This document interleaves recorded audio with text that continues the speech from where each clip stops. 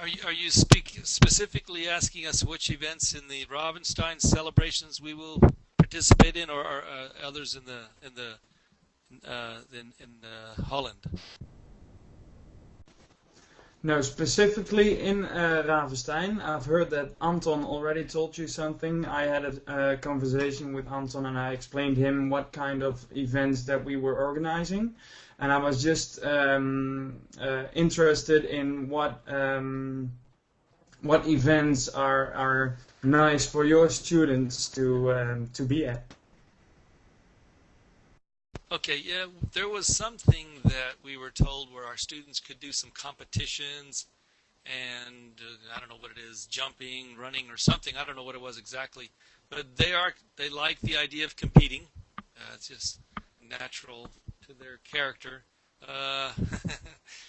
And so I think anything that involved us we were more than delighted. I mean, we felt very fortunate to know that you're having a 650th anniversary, which is really in particularly of interest to us because if you have to remember the United States, we're only formed, 230 years ago. So our history is very recent. And I don't think we were even 600 years ago people came to this country. I do my math. Yeah.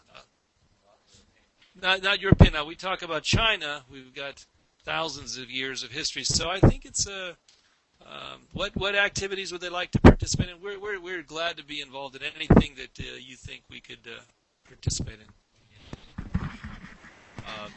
You may want to know something about our students. We have 17 students on this program, and most of them are under 25 years old, between 20 to 25, right?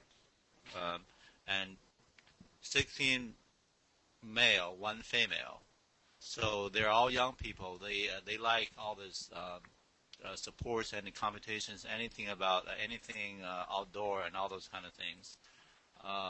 So do tell us what kind of event you think would be good for us to participate in.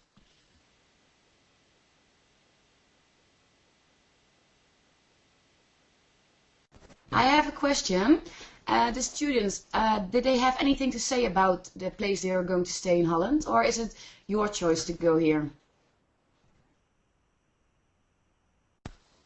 Well, it's pretty much the choice of the instructor. So I guess that would be the answer.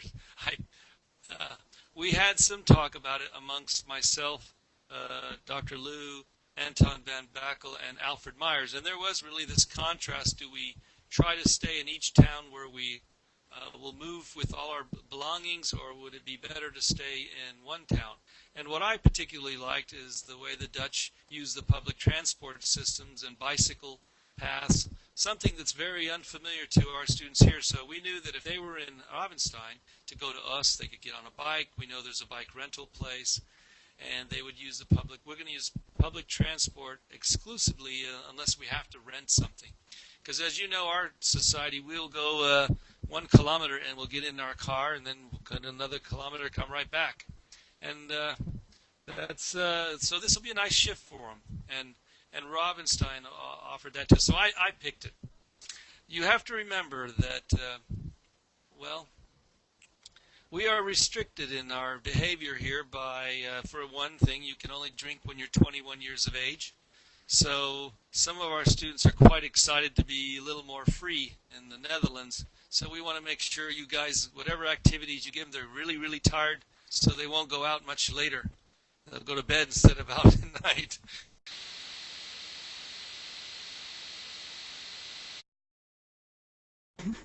I've got a really good suggestion. On the 16th of May, we've got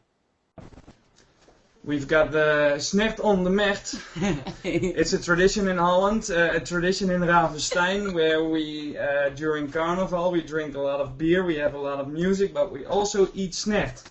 And snacht is typically Dutch meal. It's literally translated as pea soup.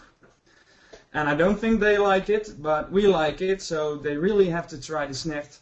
And after that, if they drink some beers, they can have it.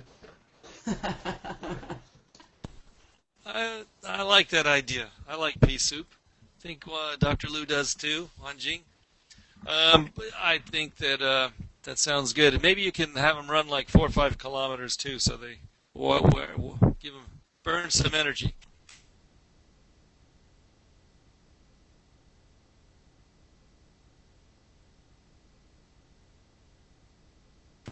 Any other questions? Let me see if there was anything else I wanted to say.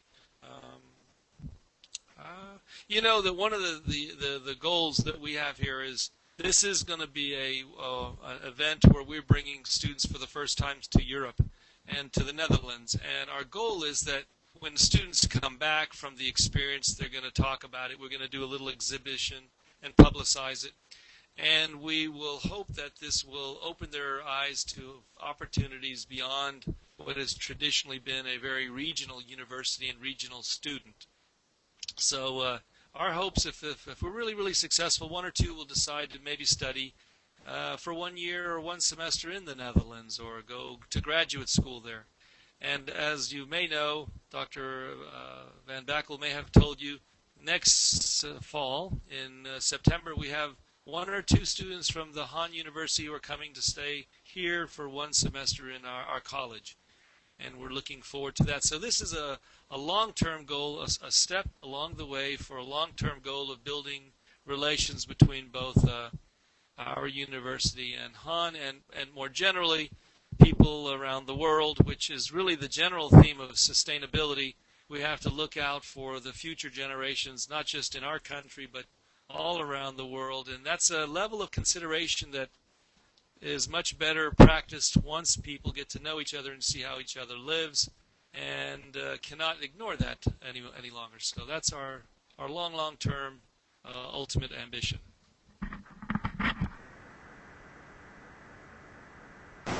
The theme of this study abroad program is sustainability, and we, based on our understanding, I think we have a lot of things to learn from Dutch people because Netherlands, as we understand it, in the lowland area, and people have learned how to coexist with nature for hundreds of years. But in this country, especially in the U.S., and it's people has a lot of this country has a lot of space. But on the other hand, because of that, and people hadn't really been thinking about how to conserve energy, how to be responsible to the nature. So we're expecting to learn a lot on that aspect.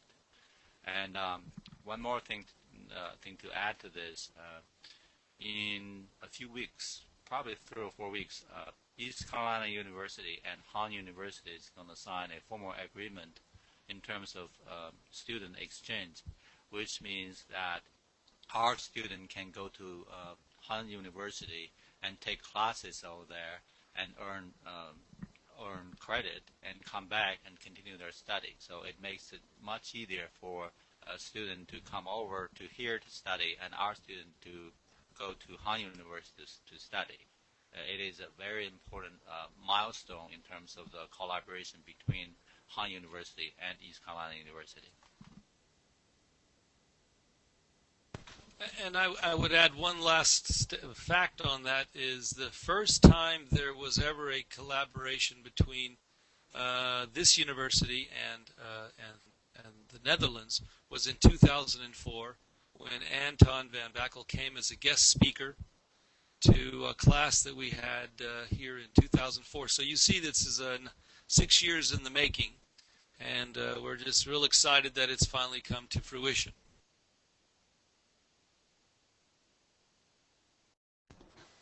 Indruk, hè? Are the students exciting to come to Holland? How are they feeling? Are they looking forward to it? I just saw one in the hallway about 30 minutes ago, and they wish it were already there. So I think they're ready. They're very excited. They're very excited, and so we're excited as well.